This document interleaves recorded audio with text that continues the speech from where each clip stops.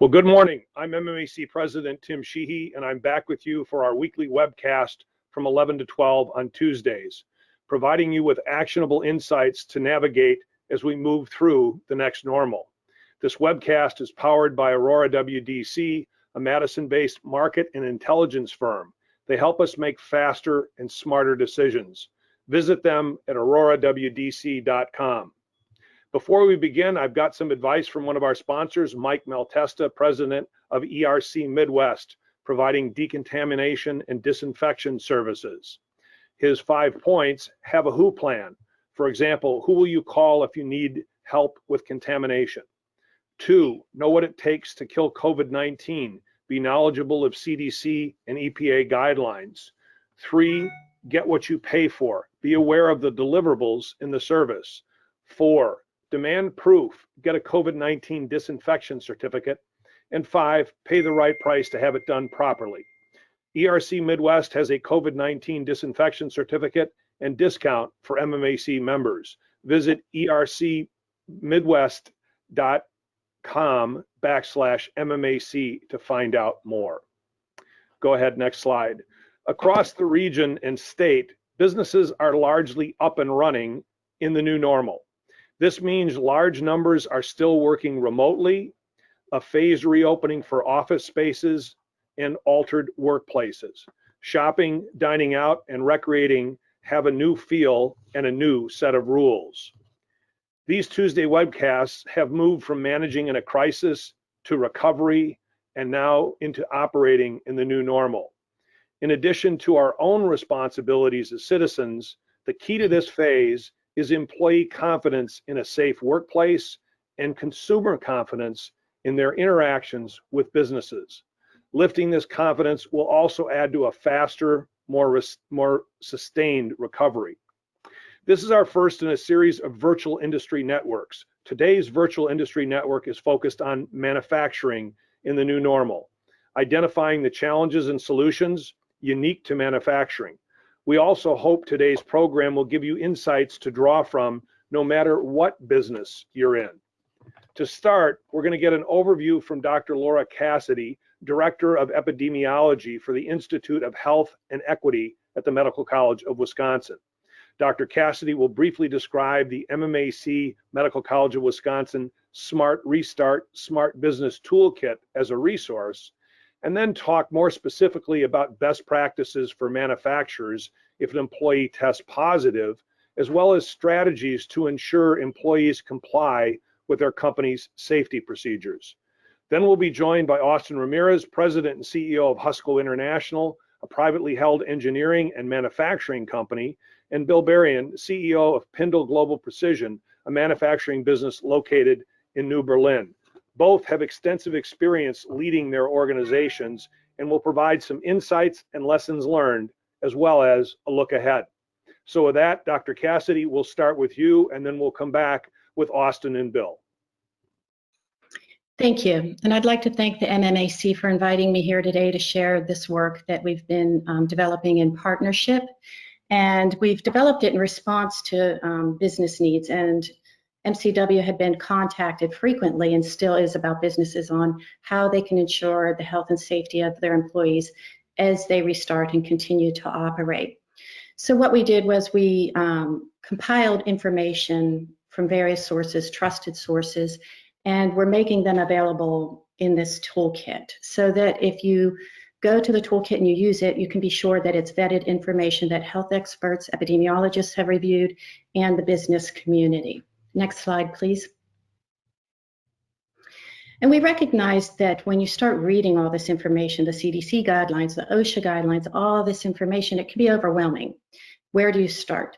So in thinking this through, we developed a framework to help you dissect and think about it. And because the virus is passed from person to person, it's very important to think about your workforce and your customers, and also how they interact with your facility.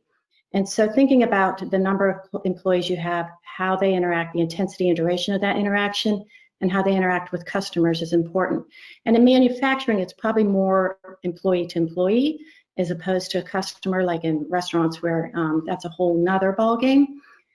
So we developed this framework to help people think about it logically. Next slide, please.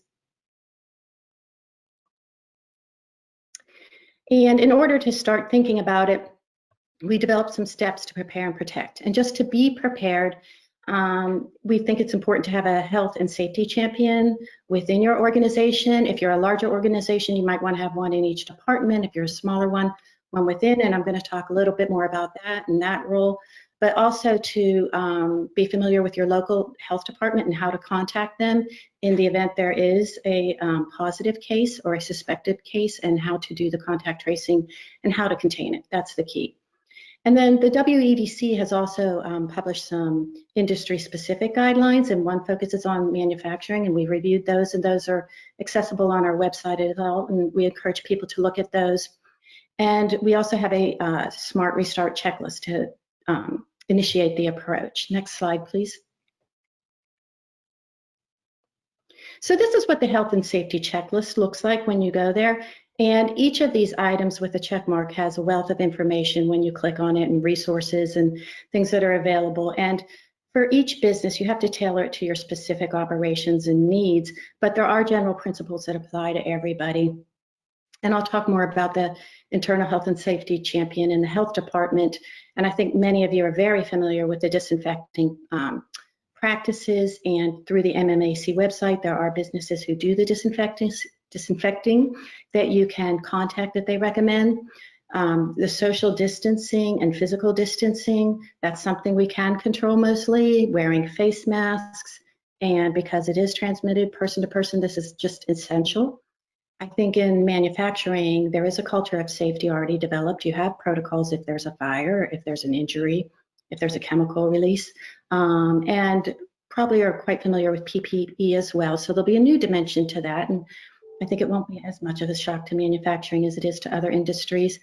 I think one of the most important things is communicating clearly with the workforce and having a bi-directional communication, understanding their fears, anxieties, letting them know we can get through this. We have the tools. If we practice these safety measures and we're smart about it, then we can operate safely. And then in advance, have a response plan. If and when somebody does get sick with the virus, how do you respond? And it's important to have that in place so you're prepared. The virus is still out there. People will still get sick, but we need to minimize it. And then once you start operating, you might want to consider screening practices. There's active and passive surveillance. Active would consist of screening employees on the way into the plant or business area. It has its pluses and minuses. You can take temperatures, but that's not going to really identify all of the cases, and there's some complexities involved with that. But at a minimum, making sure people are aware of the signs and symptoms, and that they feel that they're in an environment where they can report them and report them safely and get the help they need to quarantine, to get a test, because we want to be proactive about it. And then finally, establishing meeting protocols. Most of our meetings will continue to be online, but if you do have to get a group together in person, it's important to keep a contact list, who was at the meeting and their contact information. In the event somebody does get ill with the virus after the meeting, you want to be able to notify them, let them know to self-quarantine, let them know to be aware to look out for symptoms. And then again, just constantly maintaining the disinfecting and social distancing practices. Next slide, please. A lot of the information on the internet about protocols is now based on the meatpacking industry because of the outbreaks that have occurred. So when you're thinking through, many of you may have already designed ways to implement distancing protocols, and I think we'll hear from some of those next. But, you know, examples, if people, you know, just have to be within 6 feet of each other during work and it's not possible to physically distance them, then consider putting plastic shields or barriers up to prevent them from passing the virus back and forth. And there's a few different examples on how this can be done and how people can be configured. Next slide, please. And again, having that response plan in place before you need it, and hopefully you won't need it, will give you, you know, some security and be able to respond quickly. Because if somebody does test positive, for the virus, it's important that the health department is alerted and can start the contact tracing within 24 hours to prevent the spread. I mean, people will get sick, okay? We have to face that, but what we can do is we can stop it from spreading. And so this is where this qualified workplace coordinator comes in. And, you know, if possible, if it's somebody who's a peer, an employee, and not a supervisor or a manager, and has the right kind of personality, is approachable and is interested in doing this, people might feel more comfortable reaching out to that person and interacting with them, so that it's our responsibility instead of a top-down sort of order, and not make it punitive that you have to do it, but to get the employees to really accept responsibility, that we're in this together, we have a role to play, and we can stop this. And so everybody should know how to contact this person and how to feel comfortable doing that. And anyone who's visiting the facility should really follow your health and safety plans as well. There is a very detailed guide put out by the CDC on the meat packing processing workers. The link's below if you haven't seen it. There's a lot of principles there that can be applied to other areas of manufacturing as well. Next slide, please. Now, what do you do if somebody who works for you has symptoms or is test positive? This is where the response plan comes into place, and having that trusted health and safety coordinator is essential, because if they feel comfortable letting that person know, they trust that person, then we can implement the response quickly and rapidly. If they're at home, tell them to stay at home. Identify the health department so you can start the contact tracing. If they're at work, ensure you have a place that's designated where they can go and be isolated, where you can ensure they get home safely, they don't have to take public transportation, and that they self-quarantine until tested. And again, disinfect the area where they worked. It's also essential to maintain that employee's their identity's confidentiality as a matter of trust. And I included a website on the bottom for the ADA, and with good questions about what you can and can't do, because that can be very confusing at times. Next slide, please. I encourage you all to look at that. And the reason to have a response plan is to minimize spread. We'll all do the best we can to keep our employees safe, and a lot of that responsibility will be on them. It's all of our responsibility to protect each other. And we can have very good protocols in place at work, but we don't know what happens when they leave work, who they're exposed to, whether, if they're at a family reunion or so. And if a family member gets sick, then that worker could be exposed, and they should probably report that and self-quarantine until they're tested. But again, working with your local health department, identifying cases quickly, letting them know, then they can come in and conduct a case investigation. So find out who the employee has been in close contact with. Also, provide support to that employee while they're quarantined, while they're homesick. When do you need to go to the doctor? When do you need to go to the hospital? This is all very important. And then they would do the contact tracing so that if anyone has potential exposure from that employee, they can self-quarantine too. And nobody really wants to do this, but each person who's exposed can expose multiple other people who can expose multiple other people. So this has to be viewed as something positive. When you can identify somebody and quarantine them, good, that's a good thing. Next slide, please.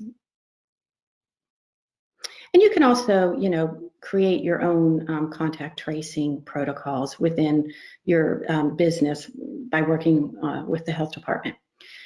So I was asked about strategies for safety compliance, and I would imagine many of you have strategies for safety compliance with other measures, but this is a little bit of a different kind of beast. And it is important to analyze your incentive programs and sick leave so that people can stay home when they get sick, and they're not worried about a loss of pay or show up to work and hide it because they don't want to lose wages or be penalized. I think having a positive approach to this and having some responsible accountability is important, and that comes through clear and transparent communication, through effective training, having them know what to expect, what is expected with the physical distancing, what is expected with the protective practices, the hygiene, how has our workflow changed and our environment changed. People like to know, gives them confidence to know what to expect.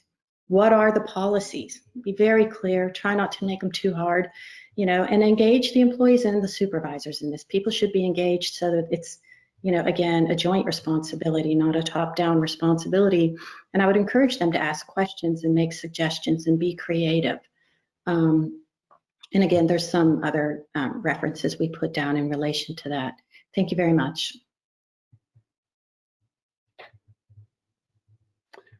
Dr. Cassidy, thank you very much. I think that's very helpful, and I know you're going to stick around for questions.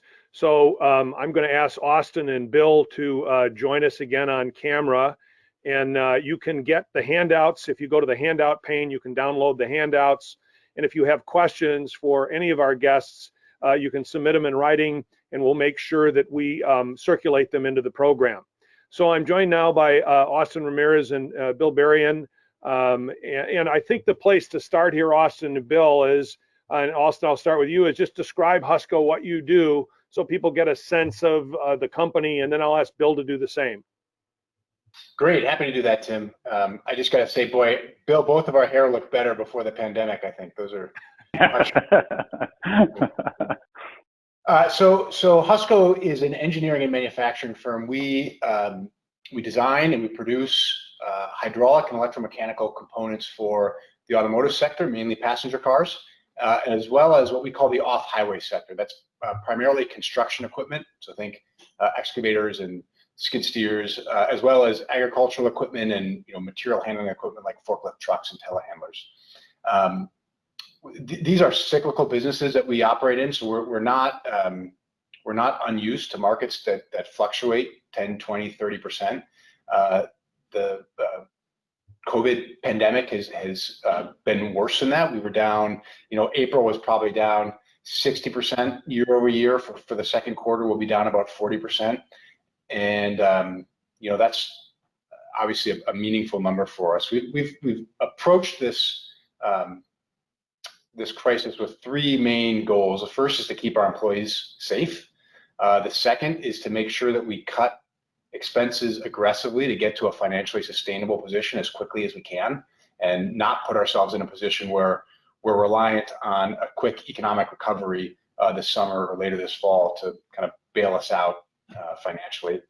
And then the third is to really aggressively protect our key people, our key technologies, our key new programs, so that as the world starts to recover from this pandemic, we're in a position that we can grow and that we can outgrow our competition.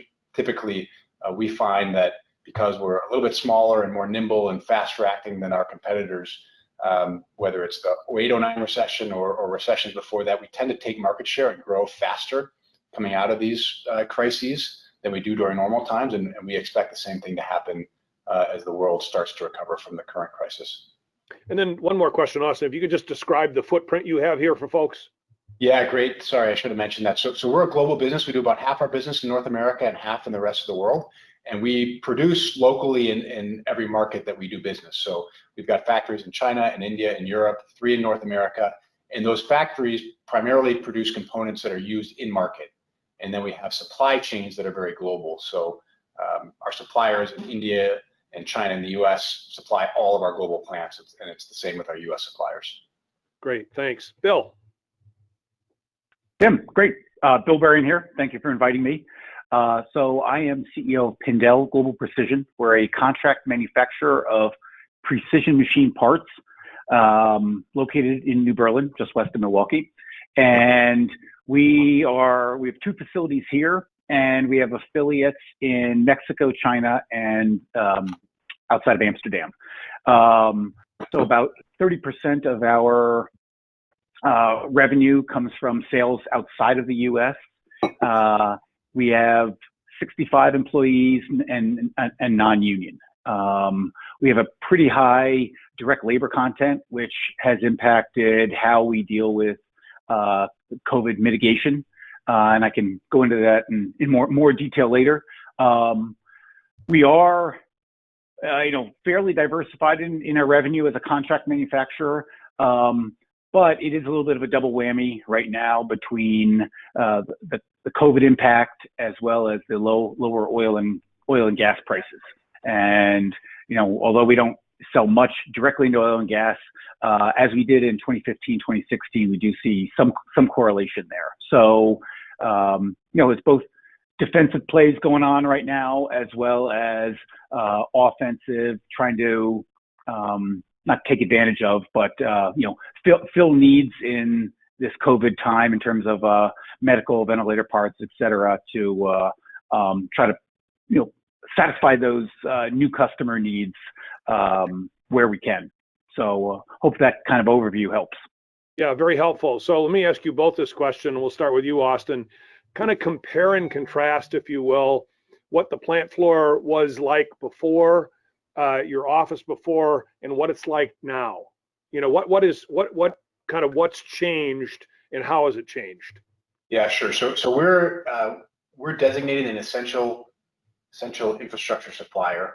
So we have the flexibility to operate all through this crisis. But the first big difference is there's just a lot less people here. All of our office staff have been working from home since early to mid-March, and our demand levels have decreased so much that we just have a lot fewer direct shop folks here as well. In terms of business practices that are different, we've got everybody wearing masks. We enforce the 6 feet of social distancing. We've got enhanced cleaning processes in place to keep highly touched places clean all the time. And we also have entry screening. So anybody that comes into our facilities has to go through an in-person screen to verify that they don't have symptoms, that they haven't been in touch with anybody that's got symptoms. And really all the best practices that Laura talked about and that other companies have implemented. And Austin, how has travel changed for your company, both in terms of your own kind of rules and regiment, as well as how your customers might impose restrictions? Yeah, I mean, nobody's traveling right now, obviously, and I think that's going to be one of the permanent legacies of this crisis, is that we're going to see a permanent, significant downturn in business travel. It's been a great expense reduction that's helped us to respond to the crisis, and it's also a huge time saver to be able to do meetings virtually as opposed to traveling. The other thing that we've done is we've got 3 facilities within a couple of hours of each other, here in Wisconsin and in Iowa, and we have eliminated inter-facility travel, which you may not consider travel, but in terms of managing infection exposure, keeping each facility self-contained is something we've really worked hard to do. Yeah.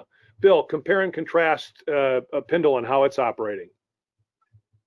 Thanks, Tim. So we are very heavy on the direct manufacturing side. So the 15-20% of our team that could work from home are or have been working from home. So dispersed there.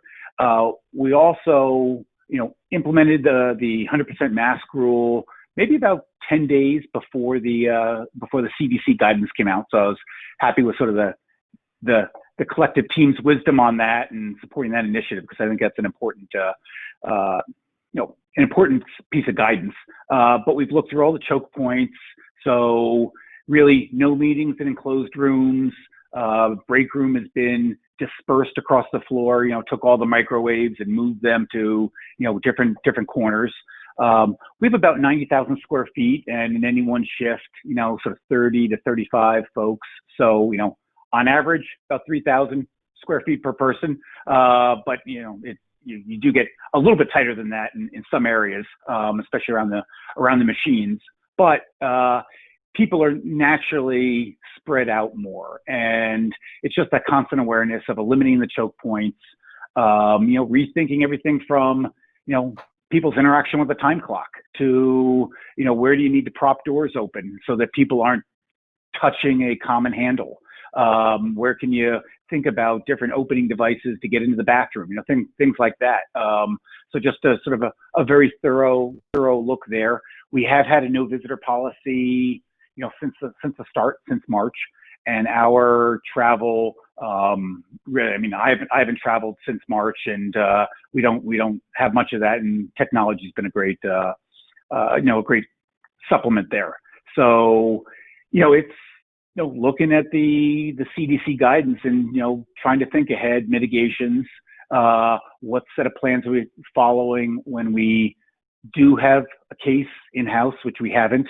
But with the opening of Wisconsin, the risk level does go up. And you drive by Bradford Beach, over this long weekend, and it was shoulder to shoulder, on and off the volleyball courts. So you want to see businesses opening and thinking differently and smarter, but unfortunately, I do feel like the risk level is going up countrywide, nationwide. Did you wave to Austin as you drove by Bradford Beach? I did.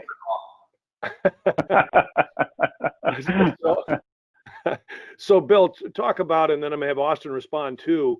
What are you doing now that's going to stay with you? You've both talked a little bit about travel, but what do you see that you've developed that's going to stick with you going forward? And do you envision kind of a return to normal? Until we have a vaccine out there, or you get the levels of herd immunity that come without the vaccine, which would be scary in itself. If you have that many people who develop antibodies on their own, hope that doesn't happen. We're gonna stay distant. We're gonna stay, have a pretty tight filter on visitors coming in, doing as much remote as we can. Interactions that we have, leadership team has with the broader team are, going to continue to be spread out. I don't foresee sort of all employee meetings.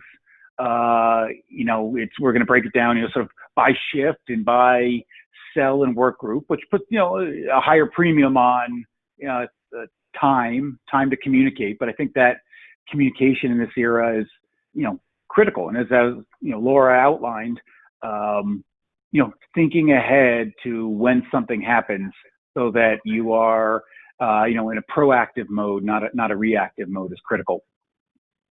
Austin? Yeah, I mean, I've been thinking about what does the world look like after we have a vaccine, and I think the business travel reduction is a permanent one. I think you've heard a lot of companies talk about moving to more permanent work from home policies. I think there'll be a little bit of that, but to be honest, I think once we have a vaccine and people aren't afraid to be out anymore, speaking personally, people have a new appreciation for being in the office and being around their peers. And I don't think that goes away. We may have marginally more people working from home, but I don't think there's going to be a huge migration to that. A little thing, I think even when we have the vaccine, the days of handshakes are probably over. I think we're going to have to develop some new social habits there. I'm not sure if it'll be the foot shake or the fist bump or what, but it's hard to imagine, even with the vaccine, going back to a world where we're shaking hands with everybody we meet. I'm curious from both of your perspectives. Every business, and some are more technology oriented than others, but so much of the selling and building relationships is face to face. And you both talked about the challenge of doing that with your employees. If you can't get them all together at once, you're reducing the face to face time. But how do you think about just the kind of the marketing and selling that's been done face to face, and what happens to that as business travel and other things go away? I just think it's going to be less. I think, our customers early on in this process all told us, you cannot come visit us anymore. You have to figure out how to do this remotely. And I think we've all realized that, boy, we can do not everything, but we can do a lot of what we used to do in person on teleconferences. And there are, relationship building can really only happen in person. So there will continue to be a place for it, even once we have a vaccine and people aren't afraid anymore. But I think it will be a real permanent reduction. Yeah, I agree. I think that face-to-face contact is going to go down quite a bit. One of our interesting findings has been in this area, we've had sort of a real realization of the power of social media, specifically LinkedIn. And that's, I got to give some credit to that for some of our pivot into the medical space, the ventilator space. There's an opportunity to, through whatever the LinkedIn algorithm is, contact or touch a lot of people that then can be followed up with and all. And so there's, I think, some nice business development opportunities through LinkedIn, those kind of business social media. And you combine that with the Zooms, the Microsoft Teams of the world, you can have pretty robust touch points with with your customers, with your suppliers, that I think compensate for going forward quite a bit of that physical touch that's going to go away. Bill, you talked a little bit about pivoting some of your business into the opportunities. How did that come about, and how did you do that? Well, going back to mid-March timeframe with the projections of infections, to look at Italy, China, the demand for ventilators, nationwide, we sort of saw or foresaw a gap in ventilator availability versus what the need might be. And, we were able to, again, so put out there through social media a willingness to meet the surge for some of the component parts. And that sort of fed on itself successively, sort of OEM to OEM, that we're on our 5th ventilator OEM now, making parts for them. And hopefully those relationships continue, past the ventilator need, because I do start to think we're making ventilators for the next pandemic, not this one. But that pivot was pretty powerful, and it actually highlighted for us some of the opportunities for advanced manufacturing in the future, as well as some of the needs. How do you experience what we did, was sort of a unique experience of needing 5 different components, all on an emergency basis, making for a customer, all on an emergency basis, and all needed within a week. That we had not thought at that pace before, but the experience was really informative on, how we could, play that to, make that into our strengths. How do you react quickly? How do you serve, on-demand needs? Which for me reveals, a very optimistic future for, Wisconsin, Milwaukee, the upper Midwest, just given our advanced manufacturing legacy here. So. Yeah. And Austin, you also made an interesting pivot, kind of more to help the community here, but using the engineering expertise and manufacturing expertise of Husco. You talk a little bit about your mask project. Yeah, sure. First of all, I hate the word pivot, because it was not a pivot for us. This mask project was really about community service, not about deploying our people or assets in new ways. But we helped lead a consortium of local companies and institutions, educational institutions and healthcare institutions, to very quickly design a new face mask that could be, produced at high volume quickly to support local PPE shortages. And, like Bill said, I think it's a testament to the core competencies that we've always had about, innovation and risk taking and doing what we do best, which is design something at low cost and high volume and get it into production very quickly. And over time, what we found, so we're just finishing a 30,000 batch build that's really all staying locally with local institutions. And we found that there's tremendous need for this PPE across the country, particularly if we can get the NIOSH N95 certification. So we are pursuing that, and if we are able to achieve that certification, it wouldn't be a pivot, it may be a diversification for our business longer term. But we didn't approach it thinking about it as a pivot. We approached it thinking about it as, what can Husco do, taking what we do best to meet some of the immediate needs in our community and help with the COVID response. As you reflect on what you've done, what do you hear from your employees as their biggest concern? Yeah, so one of the things we've done, I think, pretty well is communicate with our employees a lot. We've tried to over communicate. I do a weekly all hands teleconference. We have email and question lines and all these sorts of things. And what I found is, particularly when they understand how we're thinking about the issue, our employees are thoughtful adults. Go figure. They're concerned about their health. They want to be back at work. They want to balance the risks and benefits of opening the economy up. And while we've had to do a lot of furloughs. We had to do one small permanent reduction, but we've had almost every employee, at least in North America, has been on at least 2 or more weeks of furlough over the last couple of months. And nobody likes that. But when they understand why we're doing it and the conditions under which we're going to be able to stop doing it, I think our employees have been incredibly supportive of everything we've been doing. Bill? Say again, Tim? Yeah, same question about concerns that you've heard from your employees. Well, I think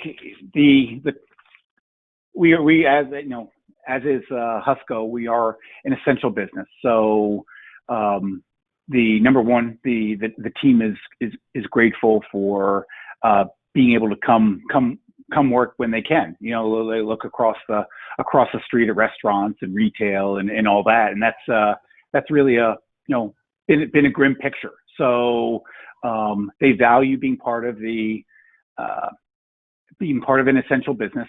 To Austin's point, the communication, there's really a premium on communication. How do you keep the ideas flowing?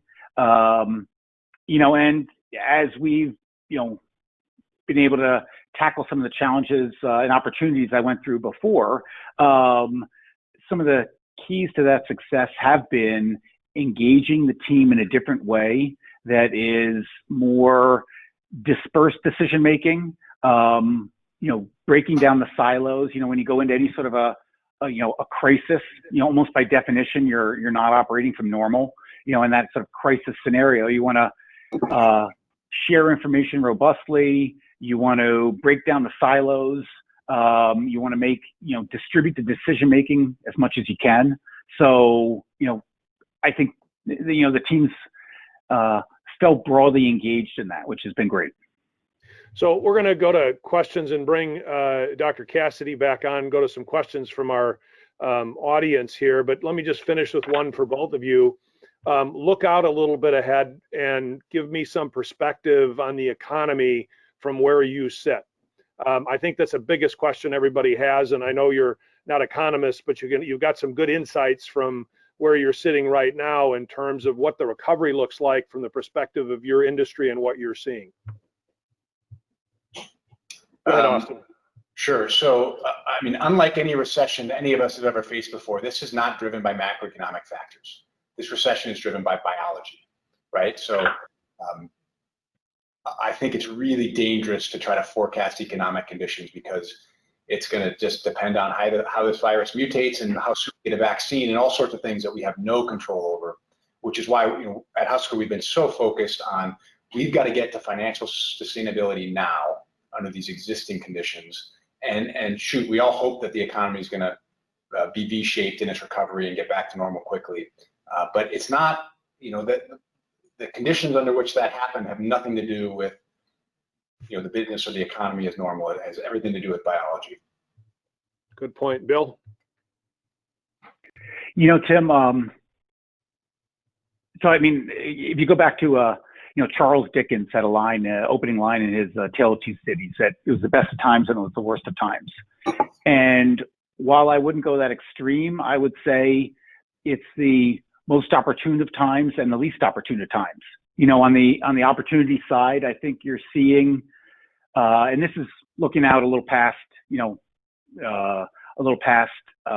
vaccine and herd immunity and all, but I think you're seeing here the disruption of global supply chains. You're seeing OEMs trying to figure out how to reduce their time to market or their time to react. You're seeing the potential for broad swaths of the employee base needing to migrate from retail, restaurants, service industries, things like that, for the few months. So you have opportunity there, but it's also the least opportune times. GDP is down, companies are feeling top line pressure, limited funds available to be flexible and react. And one thing I just want to put an idea out there. I think we've got an opportunity to put in place better mechanisms to upskill, retrain, reskill broad swaths of the population to feed what is a very bright future for advanced manufacturing. And just an idea that I'd put out there now to the sort of the powers that be is, I know our Wisconsin Fast Forward grants, issued one time a year, I understand, just expired, the application period expired April 30th. I would say it would be great to get those Fast Forward grants on a rolling basis, make those funds available for retraining, upskilling, members of the workforce that, if you can, I've got folks that I would love to upskill and, add more skills, and that's going to open up positions, within the company. But, it being the least opportune times, I don't have sort of disposable resources to pay for that upskilling or to, take folks off of production to, lend their hand to the upskilling of others and all that. So just an idea to put out there. I'd love to see those Fast Forward grants, issued on a rolling basis and not an annual basis where, the deadline just happened in the middle of this whole crisis. So I just want to put that, idea out there in play. Yeah, very good idea. Chris, questions from our viewers? All right, the first question may be an opportunity for all four of you to weigh in. The idea of if employees are working effectively from home right now, what would be the plan to bring them back to the office? When would you do it? How many would you bring in initially? Any thoughts around that? Maybe Bill and Austin could go first on their plans. Tim, you could talk about maybe what our other members are doing. And Laura, if there's some best practices guidelines around that. Great. I'm happy. We've been talking a lot about this. So we do have a plan to start bringing people back. It'll be voluntary. So if you need to be home because you've got pre-existing conditions that put you in a high-risk category or children that you need to take care of or otherwise, you can keep working from home if that's your preference. However, we are going to start bringing in people. Our goal is June 15th. We're going to watch what happens to local infection rates in the aftermath of Bradford Beach and all the other activity that happened over the holiday weekend. But our goal is that on June 15th, we'll bring back half of our office folks, and we're going to rotate people in 1 week chunks. So you'll essentially be in the office for a week, and then you'll be out of the office for 9 days if you include the weekend. And that's both to reduce the density of people that are on our facility, and also if you do get sick, to hopefully try to capture anybody that you might have exposed in that that 9 days that you have off, and prevent people from coming back and infecting the other group of employees. Good point. Yep. I mean, for our part, we don't have a structured plan for bringing folks back into the office. In fact, it seems to be working pretty well. So productivity, to the extent you can sort of measure that in office and computer-based jobs, seems to be strong, and people are pretty efficient in collaborating and getting what needs to be done. So we're going to continue the current pattern for now, and just look to bolster that team building, team dynamic in other ways other than physically being in the office. I've got just maybe circumstances that are unique to us, but there doesn't need to be. I don't feel like we need to bring those members of the team back in, and to the extent there are others on the team who can be working from home, that's perfectly fine. Thoughts, Dr. Cassidy? Yeah, I think what we've heard is there's different approaches for different businesses, and you have to do what suits your needs. And I do think it's wise to also keep an eye on what's going on in the community, because like I said, we do have some control over how we behave at work, but we don't know what's going on outside of work. So watching the spread and the reproductive rate of the virus is going to be essential, because if it's spreading in the community, it's likely to be brought into work. So I would just keep an eye on that. Yeah, and I think the last thing I'll wrap up with Chris there is, I think this is just a really good insight into the rolling impact to our economy, because I think most employers are going to go slow. They're going to figure out what they need to do for their businesses, which means some of them probably won't come back till late summer or early fall.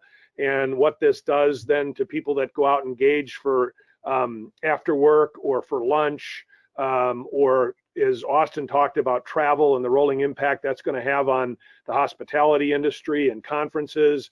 So I think there is some very permanent impacts to our economy going forward that we're all going to have to adjust to. Related question, probably best posed to Bill and Austin. When might you start allowing outside visitors to your facilities, and what might that look like? What protocols would you have in place if you started allowing that again?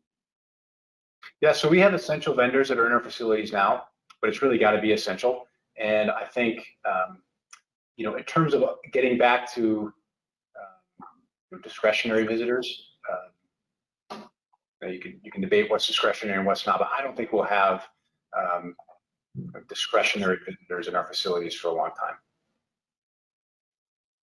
Yeah, and I would echo that as well. You know, that there are some essential vendors that need to come in, various service components and other, but you know, they have to abide by our PPE requirements, the masks and hand washing and such.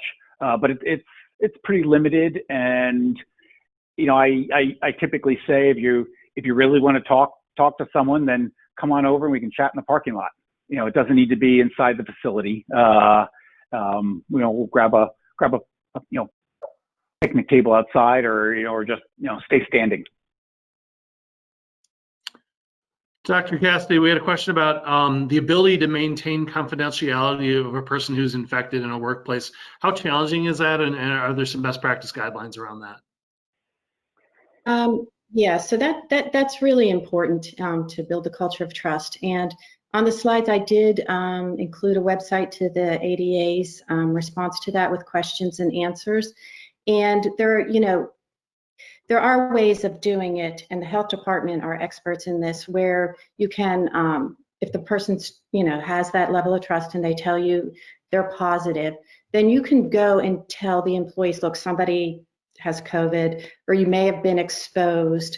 They don't need to know who, but we're telling you so that you can quarantine and get tested. Now, in smaller companies, that could be a little more of an issue because, if one person's out, everybody might know.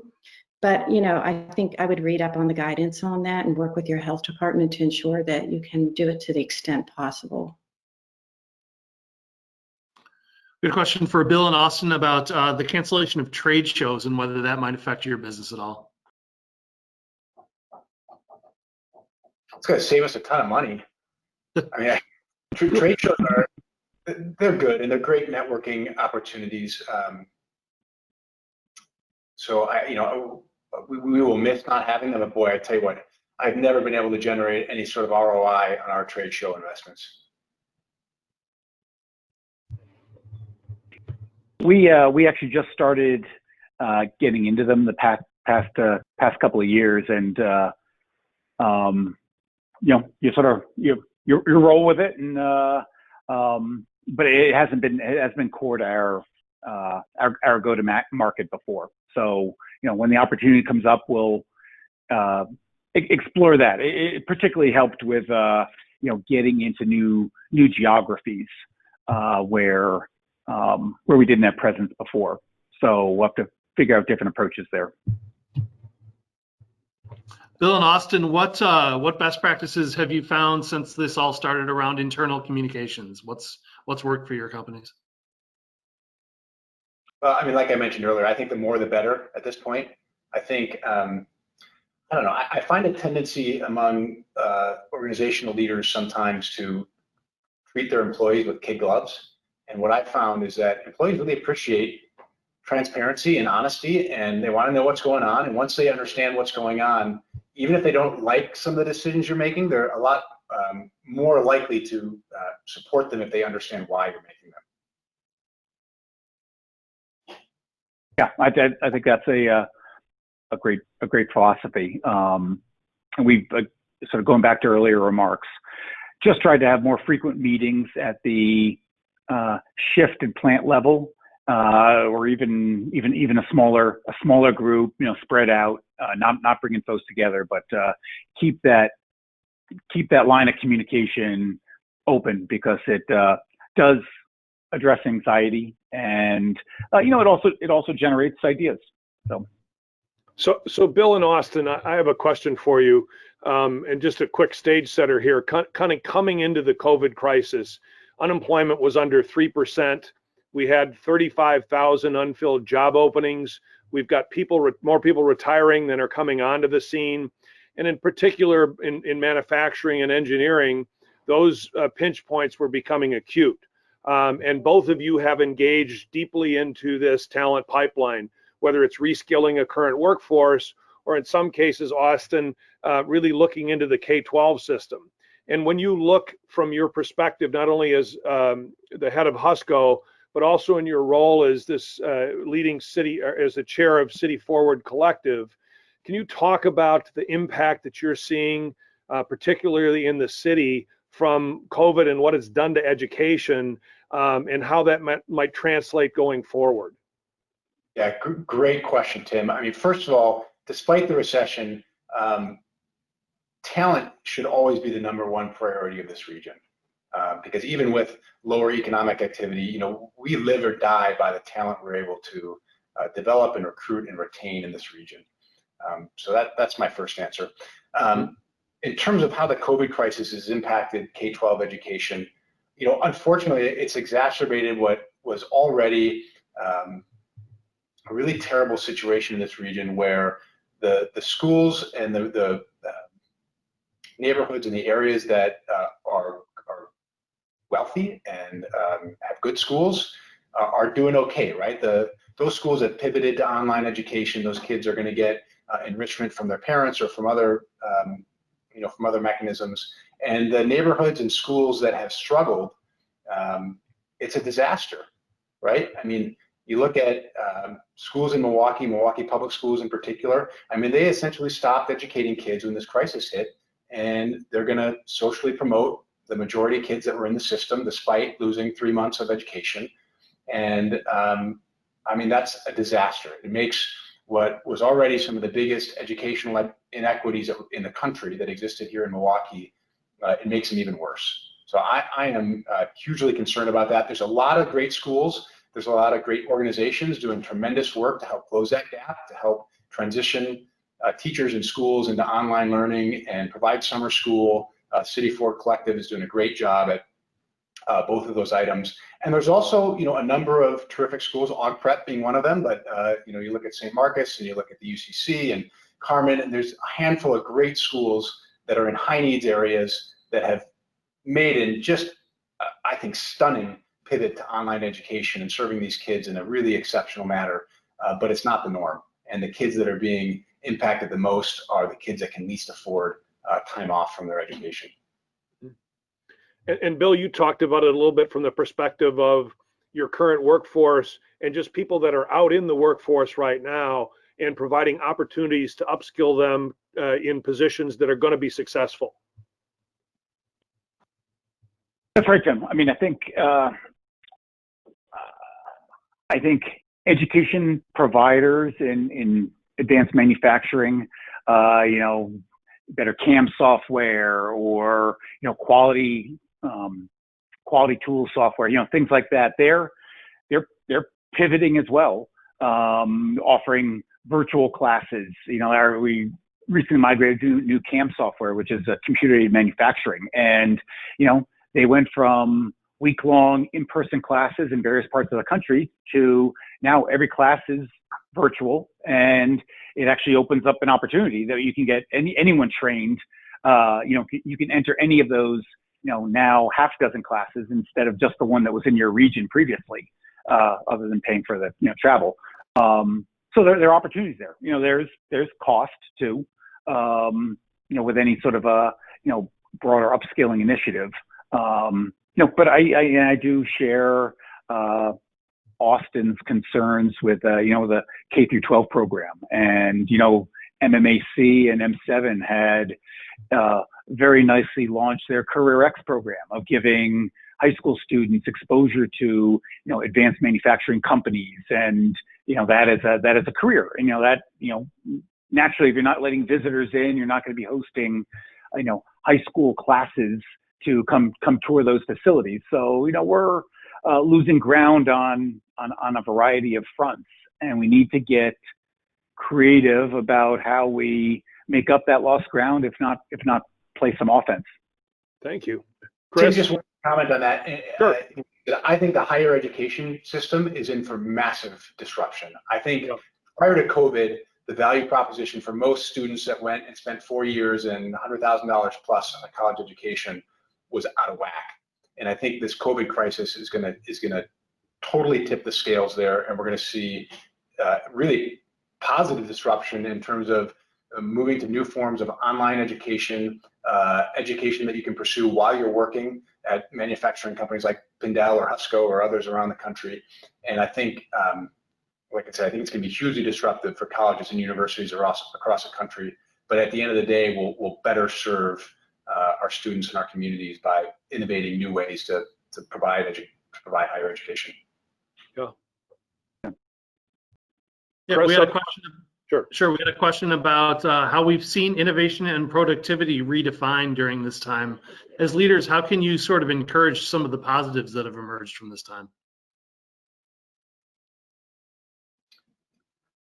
Well, I mean, I think you've heard two great stories here, whether it's the masks that we worked on or the respirator components at Pindel. And I think this is a testament to our economic system, right? Capitalism and free markets win because they're faster, they're more agile. The unsuccessful companies go away, and the successful ones figure out how to grow and thrive. And I think that a crisis like this, while nobody wants to have a crisis like this, the good companies figure out how to get better and survive and grow. And I think that's why America is the greatest country on earth. Good. I asked Dr. Cassidy and Bill, and then Austin, you gave a pretty good closing comment there. Any closing thoughts before we wrap up here? I think that, this has been just a dramatic time of change and a pandemic that none of us have lived through before. And I think we're learning a lot to prevent future pandemics, because they're not going to go away with the transient population. But I think it's a time where we really need to look out for each other, and we really need to take personal responsibility. And with all these health and safety practices, I think the good news is that we are in control of them, and we have a responsibility to look out for others. And so that's my epidemiology kind of pitch, but you can't blame anybody else or, expect anybody to do it for you. We all have to do it together. Thank you. Bill? I guess I just summarized it. I think the future is bright once we get over this, but we need to be learning from, learning our lessons from this, in turn, across a whole variety of fronts. I don't hear enough talk about, personal savings levels and, the old adage of have 3 to 6 month disposable income ready for, a crisis. I haven't heard that once in the news, but I think, how do we as a society encourage that, build that in some sort of 401k type fashion? I don't know. But, there are going to be an abundance of lessons to be learned coming out of this. And I just hope we have the courage to learn from them, because, back to Laura's point, this probably isn't the last pandemic we're going to see, in an age of global travel. But there are also going to be lessons from, a pandemic era that can, apply to other future scenarios. So, offer the thought. Thank you. Austin? My last comment would just be, one of the things that's made me really sad. There's been lots of things to be sad about with this crisis, but I've just been so disappointed at how even a global pandemic, the primary lens through which we seem to view this is a partisan political lens. And, the fact that wearing or not wearing a face mask is a political statement just makes me really sad. And I think, to the extent that we've got future pandemics or other crises in our future as a country, we have to learn how to come together in hard times like this. And to some extent we have, but in my view, there's just been far too much partisan political bickering instead of problem solving. Yeah, thank you. Really good closing comment. So, Bill, I want to thank you very much for your time. Austin, thank you. Dr. Cassidy, thank you. Fantastic information. Really, I think, a helpful start to our virtual industry networks. And you can also find us on Mondays, Wednesdays, and Thursdays at 3:30 with Dr. Raymond. And then Fridays at 11, we've got our leadership series. So thanks again. Have a safe and healthy afternoon. And I appreciate, again, Bill Austin and Dr. Cassidy for the help on the business strategies today. Thank you. Thank you. Great. Thanks, Thanks, everybody. Tim.